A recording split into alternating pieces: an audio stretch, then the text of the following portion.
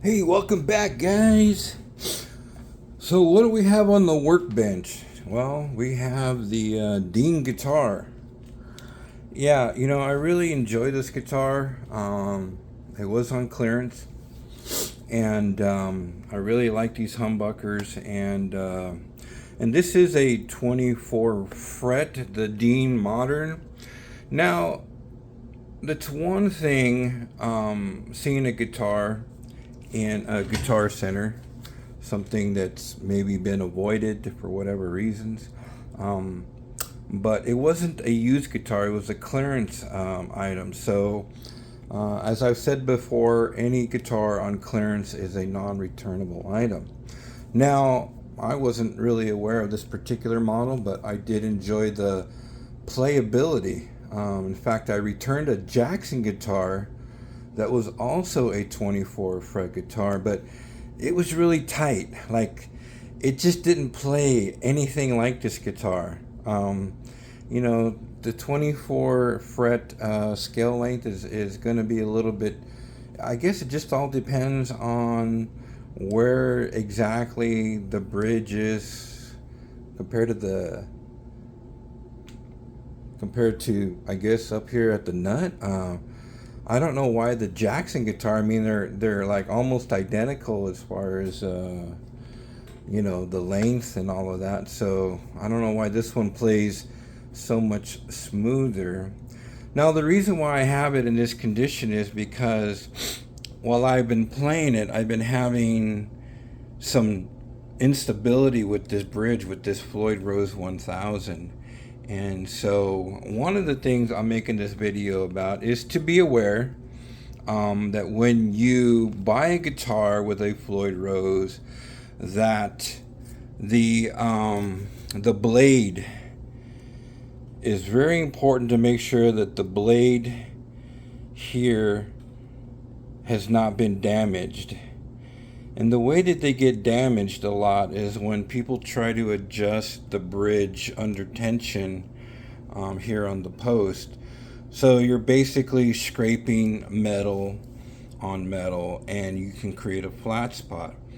So what I didn't really notice at the time is that there's a little notching going on. So I'm going to use this Floyd Rose 1000.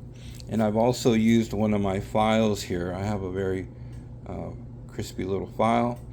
And just to make sure that that this one is nice, has a nice edge on it. And I'm not sure if the posts are damaged or if the inner edge is bad, but let's take it off and look at it. I mean, I don't need to replace the post, but this is also important in here because, when you damage that internal edge by screwing this, the Floyd Rose doesn't have, it's harder for it to return to zero because there's a notch that keeps it from, so it doesn't have full motion. And so this is what makes a lot of Floyd Roses price difference: the 1000, the special, and then of course the real deal. And then the alloy creates a lot of less tension on the pivot point here. I guess the alloy makes it like maybe a stainless steel sort of kind of a thing, less friction, and therefore when you're getting on the Floyd Rose, it can return to zero. Because I think overall, and you may or may not agree with me, but why is it that some Floyd Roses coming out of China, which are most likely counterfeit, have a better, and sometimes just have a better response than some of the ones that are being manufactured here in part? So it all depends. But yeah, I have noticed something different about this one. And as much as I like playing this guitar, as much of it is of a hassle to take off the strings and take this off, I think it's worth my time to investigate just how bad it is in here, right in this. So maybe while it was in the store, maybe one of their ridiculous guitar techs started torquing down and kind of damage the blade on the inside or even the post. But I'm going to push pause and I'll take this off, and I want to just take some measurements to make sure that when I put in the other post that we're right on the mark here. So all right, hold on guys. Okay, so the unit is out, and some small comparisons. This is the Floyd Rose 1000. I have been working a little bit with the edge on this one, and just looking at the edge on this one, I'm also using a magnifying glass to really get in there and examine that pivot edge, you know, to see if it's not as sharp as it needs to be. And there seems to be a lot of material on the backside that's kind of chipped off, as you see there. So this is like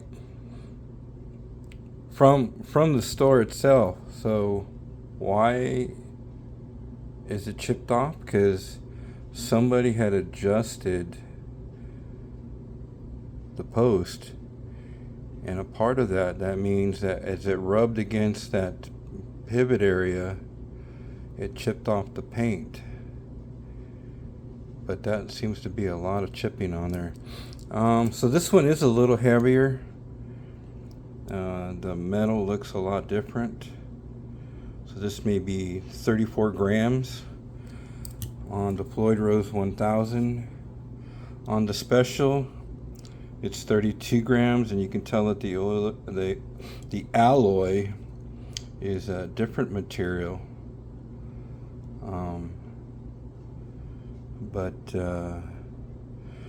So then it gets down to the post. So I have these posts here that I have had for a while, and I'm gonna these look pretty good to me. Looking at them in the magnifying glass also, because I have this thing I got from Temu. It does come in handy because, you know, you want, when there's a time when you need to see things up close. I've already measured these, so I can take them out.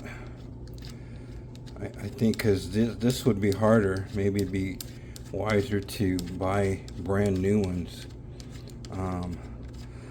Because if the groove in this is bad, then I don't think there's anything I can do to sharpen that internal groove. Look at that. Yeah, you know, that doesn't look all that great. You know, so I'll have to take a better close under the magnifying glass here to see how, you know, good it is. But that's the thing I just wanted to share with you guys is, when you're shopping for guitars that have a Floyd Rose, really try to get sometimes, you know, the Guitar Center, they don't have the arm on the actual unit sometimes, but get an arm and really feel. And that was my mistake with this one. But it's okay. I mean, there's a remedy. There's a solution for that. Sometimes all you need is a file and taking your time, and you can create that contact point between the post and the inside curvature of the unit itself. I mean, that's why, you know, under tension, you're grinding a flat spot onto this. Can we see anything here? This one looks even worse. Whoa, whoa, whoa, whoa, whoa, whoa, whoa, whoa. No, not really. I can't. Let's see. Like, this one could be pretty scarred in there. You know, I'll have to take a real close look at it.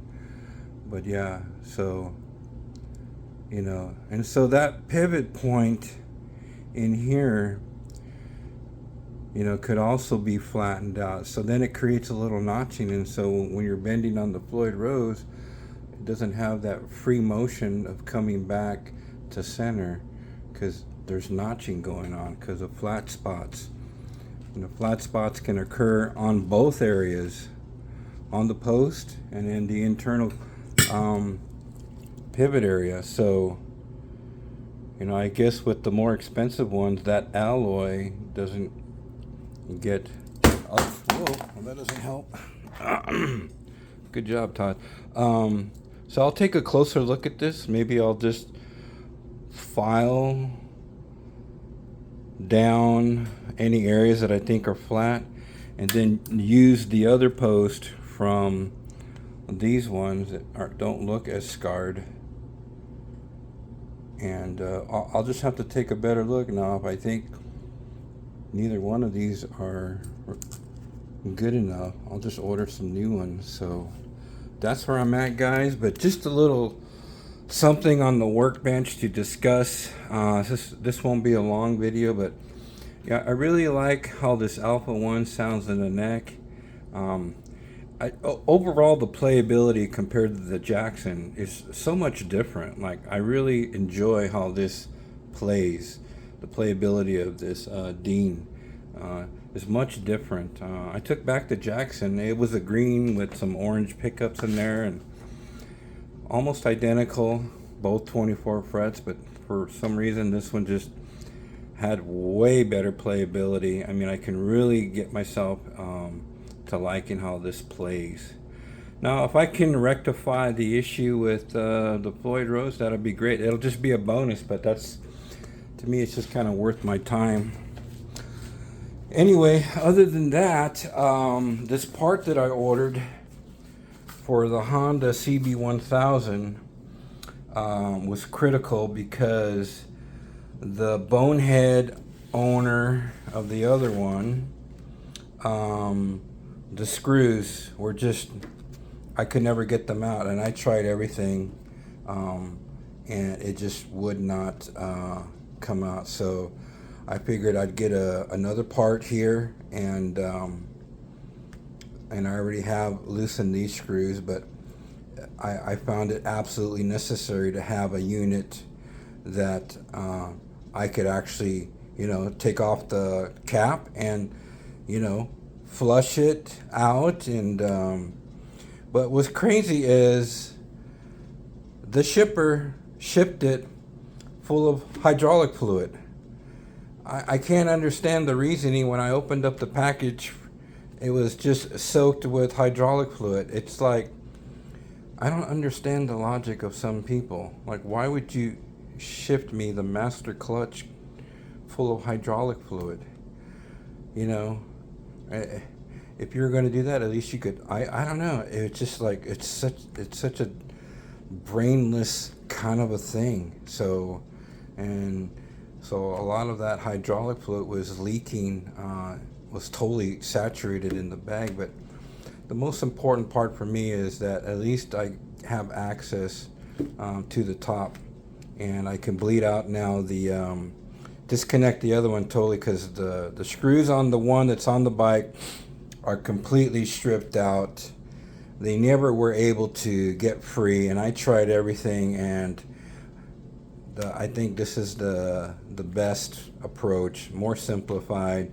I get the right unit from another bike, and yeah, so, and then I'll just disconnect the other one, bleed out the line, clear out the air, and just make sure that what's important is that I can have access to the unit and the the .4 brake fluid, or whatever they use, the .4 hydraulic fluid, which is important. But yeah, the other one got stripped out, so this was, I've been waiting for this, because I kind of feel like the clutch on the CB1000 has air in the line, and it's just a little too spongy, a little too easy, and I want to be sure that, for me personally, that whatever in the other one sitting on the bike, that I have fresh hydraulic fluid, and that the line has been bled, so that I know I have the right amount of fluid and pressure, and that the line has been bled. So once that's done, then I'm pretty much just need to really spend time cleaning the bike, and we should be good. But yeah, why would anybody ship that with hydraulic fluid? I mean, it was probably full, because the whole UPS bag, United States Postal Service, it was bagged within a bag, but it was totally saturated with hydraulic fluid. I'm like, what an idiot. And I'm telling you, man, it's just some people, I don't understand their logic. All right, guys, well, that's it. So I hope that was informational to some degree, you know. But yeah, I just felt like it was worth my time to go the extra mile and try to make sure that, you know, between the post and the inner, that there was nothing, because I can feel it. Something was notching in there, so I'm going to go through it and just make sure that everything's, you know, ship shape. Either this one or that one's going to go back in. I'm just going to take a better look at the post too, make sure that there's no deep grooving in there that's going to keep it from acting normal. But these, the ones that are coming out of there, look pretty scarred up already. So, but I'll have to take a really close look at them underneath the magnifying glass. So maybe these are already kind of jacked. Maybe these ones are better. You know, I just have to look at it. So, but they're both, I should just buy some new ones, not even mess around. All right, guys, have a blessed week. And as always, thanks for hanging out. And thanks for stopping by on this YouTube channel. What exactly is it? I don't know, but hopefully that was somewhat informative of dealing with a Floyd Rose, because they are a pain in the ass. But things to look out for when you're buying one is take the extra time and make sure, and you have to spend a little time, you have to really kind of make sure that there's no notching going on when you're on that whammy bar. Just listen to it. You can kind of feel it. And I didn't really take that time, but now that it's been here in my house, yeah, I really felt like, you know, there's something going on here between the post and that inner part of the bridge right here. So I'm going to work on that. All right, guys, take care. Have a blessed week.